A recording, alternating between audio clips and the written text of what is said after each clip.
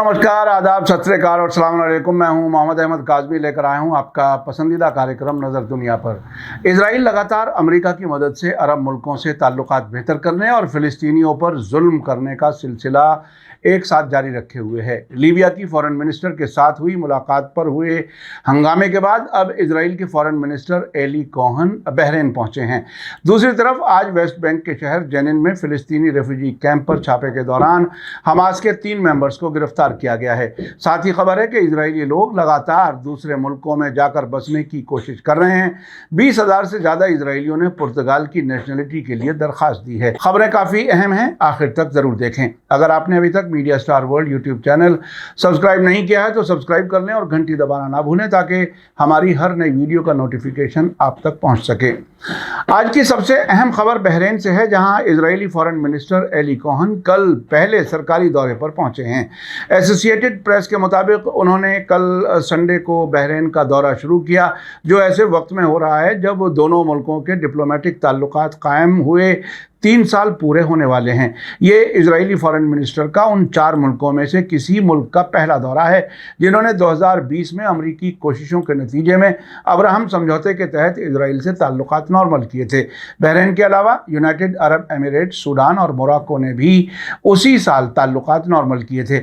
Israel की मौजूदा शिद्दत पसंद सरकार ने दिसंबर 2022 में ओहदा संभाला था। एली कोहन का इस गर्मी की शुरुआत में बहरीन का दौरा करने का प्रोग्राम था, लेकिन उस वक्त नेशनल सिक्योरिटी मिनिस्टर इतामर बिन गवीर के मस्जिद अल अक्सा के अचानक दौरे की वजह से कई मुस्लिम मुल्कों ने मजम्मत की थी और उनका बहरीन का दौरा कैंसिल कर दिया गया था।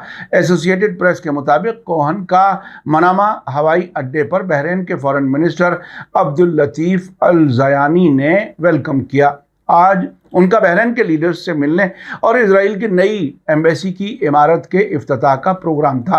अभी तक मुलाकातों की तफसील सामने नहीं आ सकी है। नेतन्याहू की नई सरकार के तहत अरब दुनिया के साथ इजराइल के ताल्लुकात ठंडे हो गए हैं, जिसकी असल वजह फ़िलिस्तीनियों के सिलसिले में इसकी सख्त पॉलिसी है। बाइडेन सरकार इजराइल और सऊदी अरब के बीच ताल्लुकात नॉर्मल करने के समझौते पर बातचीत करने की कोशिश कर रही है। बहरीन के सरकारी मीडिया के मुताबिक एली कोहन के साथ एक सियासी और कारोबारी डेलीगेशन भी है। इजराइल के साथ ताल्लुकात नॉर्मल होने के बावजूद बहरीन और यूनाइटेड अरब एमिरेट्स इस साल इजराइल के खिलाफ मजम्मत के बयान जारी करने में दूसरे अरब मुल्कों के साथ शामिल थे। इसी बीच वेस्ट बैंक के जेनिन शहर से खबर है कि 2 महीने में जेनिन रेफ्यूजी कैंप पर पहली छापेमारी में आज इजरायली फौज ने हमास के 3 मेंबर्स को गिरफ्तार कर लिया। इजराइल का इल्ज़ाम है कि वेस्ट बैंक में गोलीबारी और बमबारी हमलों के पीछे ये तीनों लोग सिक्योरिटी बैरिकेड से लगी बस्तियों और कस्बों पर रॉकेट हमले करने में शामिल थे। 2 महीने पहले बड़ी फौजी कार्रवाई के बाद इजरायली फौज कैंप में पहली बार दाखिल हुई थी। एक जॉइंट बयान में इजराइल डिफेंस फोर्स, खुफिया एजेंसी शिन बेट और बॉर्डर पुलिस ने कहा है कि फौजियों ने जेनिन रिफ्यूजी कैंप से अब्दुल्ला हसन मोहम्मद सोबेह, वर्द शरीम और मोसाब जायदा को गिरफ्तार किया है। इजरायली सिक्योरिटी अफसरान का कहना है कि जेनिन शहर के नज़दीक बुरकिन शहर से हमास का एक सीनियर मेंबर सोबेह कई हमलों में शामिल होने की वजह से कई महीनों से वांटेड था। सोबेह पर गोलीबारी, पाइप बम हमलों, गाड़ियों से किए गए बम हमलों और जेनिन इलाके से वेस्ट बैंक की बस्तियों और इजरायली कस्बों पर हालिया महीनों में रॉकेट दागने में शामिल होने का इल्ज़ाम है। टाइम्स ऑफ इजराइल के मुताबिक खुद को अल अय्याश बटालियन कहने वाले एक ग्रुप, जिसका नाम इजराइल के ज़रिए मारे गए हमास के बम बनाने वाले के नाम पर रखा गया है, ने हाल के महीनों में नॉर्थ इजराइल में बस्तियों और कस्बों पर कई रॉकेट हमले करने का दावा किया है, जिनमें से ज़्यादा नाकाम कोशिशों की वीडियो फुटेज जारी की गई थी। सोबेह हाल के महीने में मेवो डोटान नाम की यहूदी बस्ती पर रॉकेट हमले और एक नाकाम कार बम हमलों के पीछे था। इजराइल के बयान में कहा गया है कि और 2 लोगों, शरीम और जायदा को गिरफ्तार किया गया है, जो वेस्ट बैंक में गोलीबारी के हमलों और आगे के हमलों का प्लान बनाने में शामिल थे। मिडिल ईस्ट मॉनिटर के मुताबिक इजरायली कब्जे वाली फौज ने आज सुबह फौजी बुलडोजरों और कम ऊंचाई पर उड़ान वाले जहाज़ों की मदद से जेनिन रेफ्यूजी कैंप पर हमला किया। लोकल सोर्सेज ने कहा है कि इजरायली फोर्सेस को कैंप के ऊपर से नीचे उड़ रहे ड्रोनों का भी सपोर्ट हासिल था। इस्लामिक जिहाद की फौजी शाख अल कुद्स ब्रिगेड ने एक ज़रूरी और मुख्तसर बयान में कहा है कि रेजिस्टेंस फौजियों ने कैंप के बाहरी इलाके में स्पेशल फोर्स की तरफ गोलियां चला दी। इसी बीच Europeans for al Quds organisation ने रिपोर्ट दी है कि पिछले महीने यानी अगस्त में यरूशलेम में इजरायलियों के जरिए फ़िलिस्तीनियों के खिलाफ बढ़ती हुई कार्रवाई के दौरान 3 फ़िलिस्तीनियों को कत्ल कर दिया गया और 132 लोग ज़ख्मी हो गए। इजरायली हमलों के नतीजे में मोहन्नद अल माजरा और एक बच्चे खालिद जानिन की मौत हो गई, जबकि अहमद अबू स्नेई की मौत 2 साल पहले लगे जख्मों से हुई है। अल माजरा और जैनिन की डेड बॉडीज़ को इजरायली कब्जे वाले अफसरों ने अपने कब्जे में ले लिया है, जिससे अकेले यरूशलेम में ऐसी लाशों की तादाद 25 से ज़्यादा हो गई है।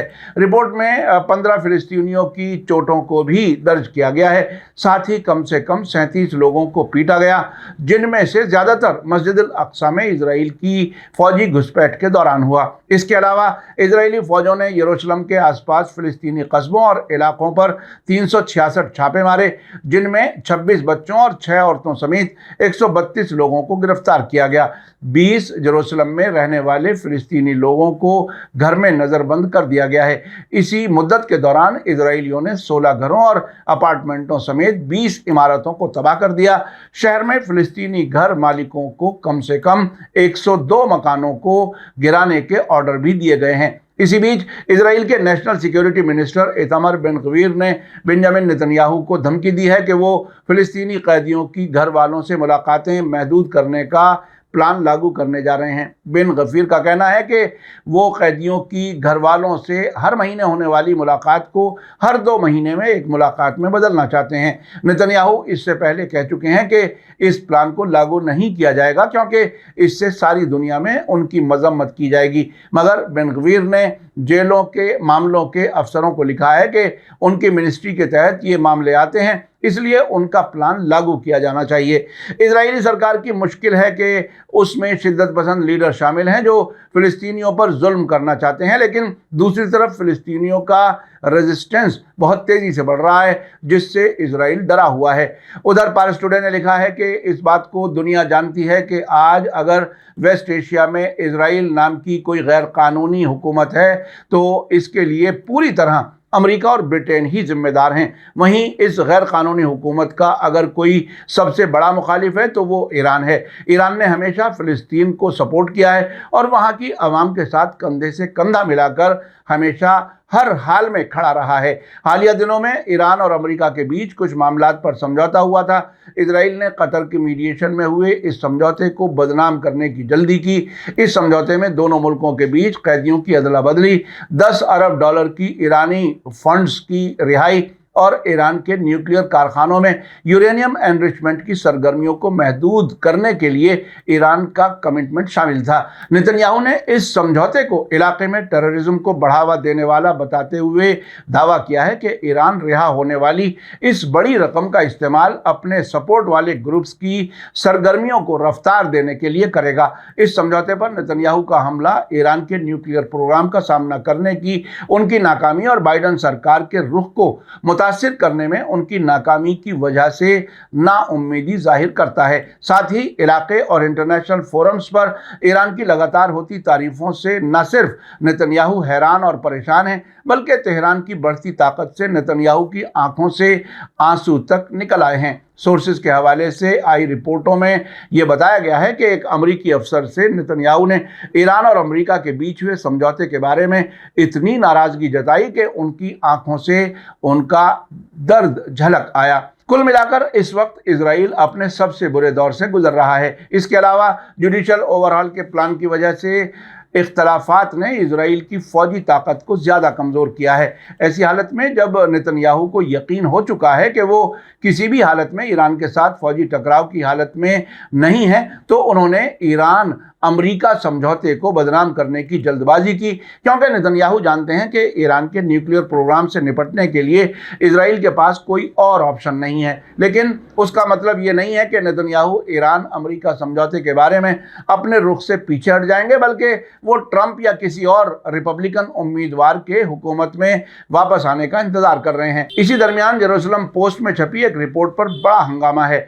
20,000 से ज्यादा इजरायलियों ने पुर्तगाल की सिटीजनशिप के लिए दरखास्त दी हैं, जो बहुत चौंकाने वाली हैं। पुर्तगाल की सिटीजनशिप इजरायलियों के बीच बहुत पॉपुलर हो रही है, क्योंकि इजराइल में उनके लिए जिंदगी गुजारना मुश्किल हो गया है, जबकि पुर्तगाल में जिंदगी सस्ती है। नेतन्याहू सरकार को देखते हुए इजरायलियों में भारी नाउम्मीदी है, क्योंकि उन्हें लगता है कि इस सरकार की पॉलिसी की वजह से इजराइल के अंदर भी इख्तलाफ और टकराव की हालत हो रही है, जबकि फिलिस्तीनियों की जद्दोजहद तेज हो रही है। इस वजह से इजरायली शहर कई दिनों तक बंद रहते हैं और कभी भी झड़पें शुरू हो जाती हैं। आपने देखा कि इजराइल के अंदर किस हद तक कमजोरी है। अब नेतन्याहू अमेरिका और ईरान के बीच होने वाले समझौते से खौफजदा हैं। उन्हें इजराइल के वजूद के बाकी रखने की फिक्र सता रही है।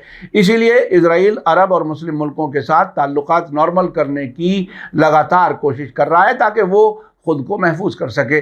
मीडिया स्टार वर्ल्ड लगातार नज़र बनाए हुए है। इसी के साथ मुझे दीजिए इजाज़त। आज का एपिसोड कैसा लगा कमेंट्स में ज़रूर लिखें। थैंक यू, धन्यवाद, शुक्रिया। जय भारत, जय हिंद।